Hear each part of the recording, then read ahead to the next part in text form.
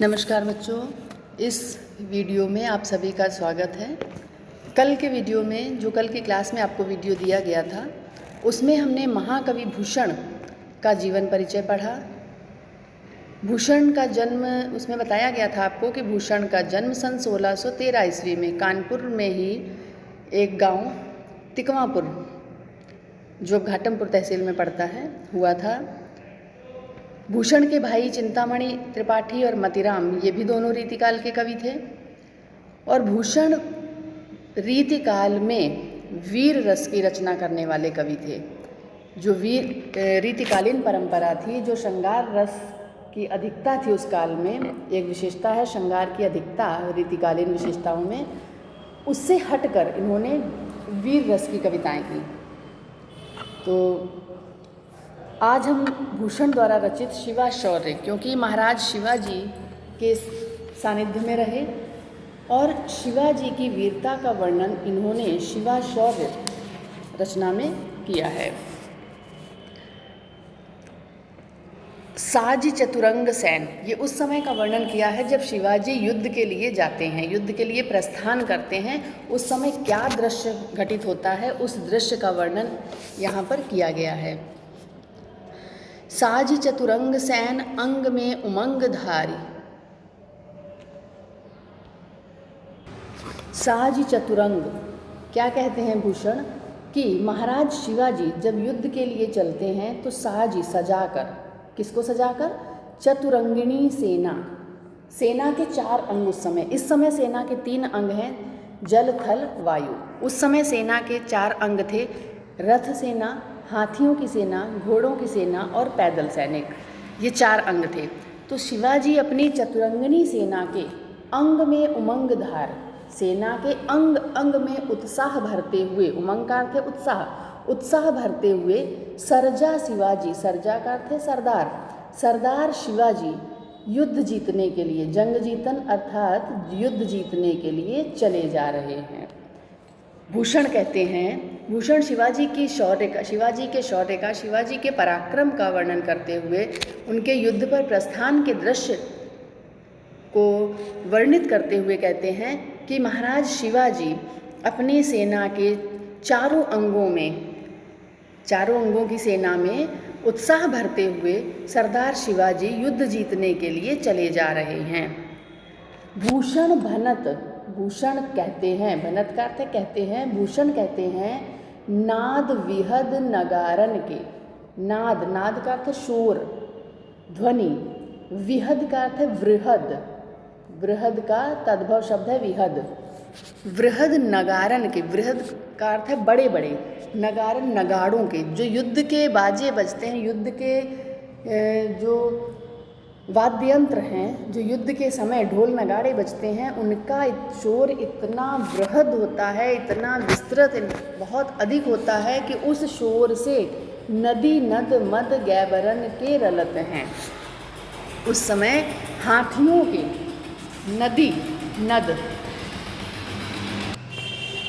हाथियों के दौड़ने से उनके कानों से मद, कान, हाथी के कान, जब हाथी बहुत अधिक मदमस्त, जब नशे में, मद का अर्थ है नशे में हो जाता है। मद का यहाँ पर 2 अर्थ है, एक तो जब हाथी युद्ध पर ले जाए जाते थे तो उनको मदिरा पिलाई जाती थी, नशे में किया जाता था ताकि वो युद्ध में पागलों की तरह लड़ सके, शत्रु सैनिकों को मार सके।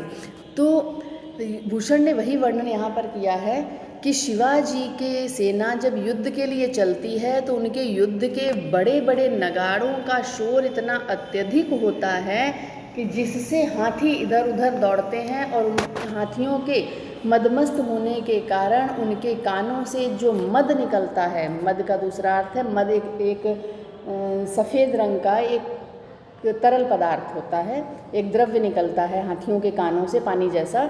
जब हाथी बहुत अधिक गुस्से में, बहुत अधिक नशे में हो जाता है तब, तो उस इतना अधिक मात्रा में वो निकलता है कि उससे नदी नाले, नदी नद, नदी का अर्थ है नदियाँ, नद का अर्थ है नाले, नदी नाले भर जाते हैं।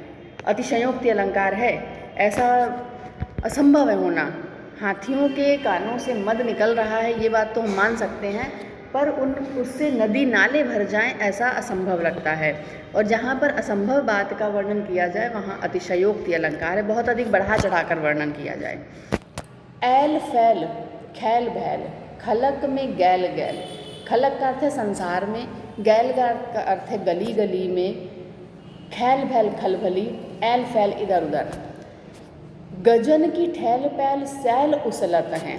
गजन की हाथियों की, ठैल पैल का अर्थ है धक्का मुक्की से, सैल का अर्थ है पर्वत, उलसत का अर्थ है उखड़ते हैं।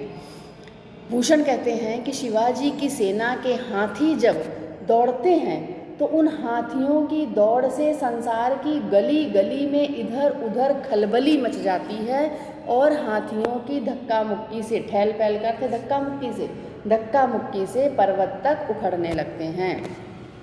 तारासो तरनि धूर धारा में लगत जिमी, उत्प्रेक्षा अलंकार आ गया यहाँ पर।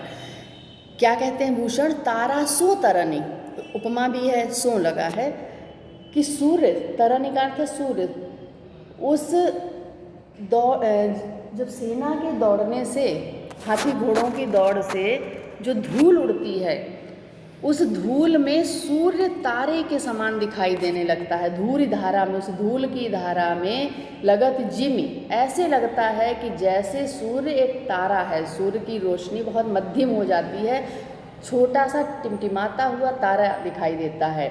और थारा पर पारा पारावार यूं हलत है। और समुद्र कैसा? पारावार का अर्थ है समुद्र। समुद्र कैसे? थाली में रखे हुए पारे के समान। पारा जो होता है मरकरी, जिसे अंग्रेजी में कहते हैं, थाली में रखे हुए पारे के समान समुद्र हिलता है। तो ये शिवाजी की सेना के प्रस्थान का वर्णन था। यहाँ पर अलंकार जो आए आपको बताए गए, अनुप्रास है, उत्प्रेक्षा है और उपमा है, अतिशयोक्ति है। ठीक है, भाषा ब्रज है, रस यहाँ पर वीर रस है। जब वीर रस है तो गुण ओज होगा। अगला देखते हैं पद्यांश। बाने फहराने गहराने घंटा गजन के। बाने फहराने, बाने का अर्थ है ध्वजा। जब शिवाजी युद्ध के लिए चलते हैं तो उनकी ध्वजा फहराती है। जब पहले राजा युद्ध के लिए जाते थे तो सबसे आगे जो रथ चलता था उसमें उस राज्य की ध्वजा बंधी होती थी, जिससे पता लग जाता था कि किस देश का राजा युद्ध के लिए आ रहा है। तो उस युद्ध की ध्वजा को फहराते हुए देखकर, और गहराने घंटा गजन के, और हाथियों के, गजन का अर्थ है हाथियों के गले में पड़े हुए घंटों की घरघराहट से, जो घनघनाहट है, आवाज़ है घंटे की। नाही ठहराने राव राने देश देश के। राव राने का राजा महाराजा, देश देश देश विदेश के ठहराने, ठहर नहीं पाए। भूषण कहते हैं कि जिस समय शिवाजी महाराज युद्ध के लिए चलते हैं, उनके युद्ध की उस ध्वजा को देखकर, ध्वजा को फहराते हुए देखकर और हाथियों के गले के घंटों की घनघनाहट को सुनकर उस तीव्र ध्वनि के आगे बड़े बड़े राजा महाराजा भी, देश देश के राजा महाराजा भी नहीं ठहर सके, हार मान लेते हैं। नग भहराने, नग का अर्थ है पर्वत, भरभराने लगते हैं, पर्वत भरभरा कर गिरने लगते हैं, इतना तेज शोर होता है, धमक होती है इतनी।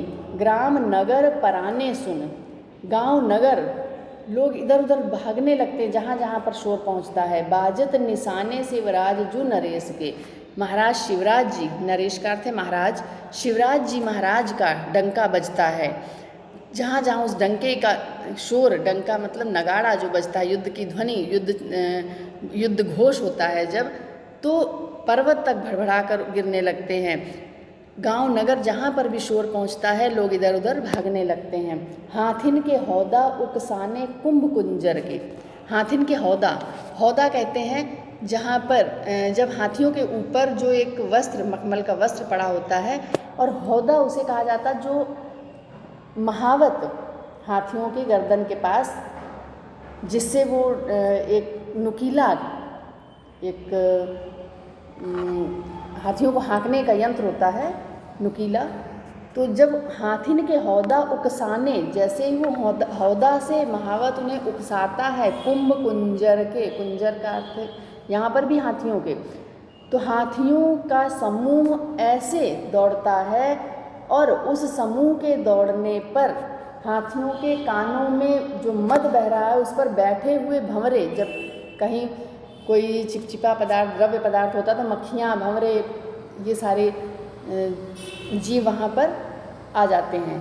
तो भौन को भजाने अली छूटे लट केस के, उन पर बैठे हुए भंवरे ऐसे उड़ने लगते हैं। जो भंवरे कानों में बैठ जाते हैं हाथियों के खड़े होने पर, जब वो हाथी दौड़ते हैं तो हाथियों के दौड़ने पर वो भंवरे जब उड़ते हैं तो ऐसे लगते हैं जैसे छूटे लट केस के, जैसे बालों की लटें खोल दी गई हों। दल के दरारन ते कमठ करारे फूटे। दल के दरारन ते, दल का अर्थ सेना, सेना के दौड़ने से पृथ्वी में जो भूमि पर दरारें पड़ने लगती हैं, जो पृथ्वी पर ऐसे लगती हैं कमठ करारे फूटे। कमठ जैसे कछुए की पीठ चटक रही हो। और केरा के से पात फिहराने फन से सके, बिहराने फन से सके, और शेषनाग के फन केले के पत्ते के समान फटने लगते हैं। कछुए के समान, जैसे ये सारे जीव पृथ्वी के नीचे जो पृथ्वी को धारण कर रखा है जिन्होंने, उनके बारे में कहा है कि सेना के दौड़ने से धमक लगती है, उस धमक से कछुए की पीठ चटकने लगती है और शेषनाग के फन केले के पत्ते के समान फटने लगते हैं। तो यहाँ पर भी उपमा अलंकार है, अनुप्रास अलंकार है, भाषा ब्रज है, शैली क्या है यहाँ पर, प्रबंध है और भाषा ब्रज है, रस वीर है, गुण माधुर्य है। और भी जो शब्द आए हैं उनका अर्थ अगर कहीं पर आपको ना समझ में आ रहा हो तो उसे आप पूछ सकते हैं। पूरे की व्याख्या, ये इम्पॉर्टेंट चैप्टर है, पूरे की व्याख्या आपको बहुत अच्छे से पढ़नी है। पद्यांश 2 तक की व्याख्या मैंने इसमें बताई है, इसके आगे की व्याख्या आपको अगले वीडियो में बताई जाएगी। धन्यवाद।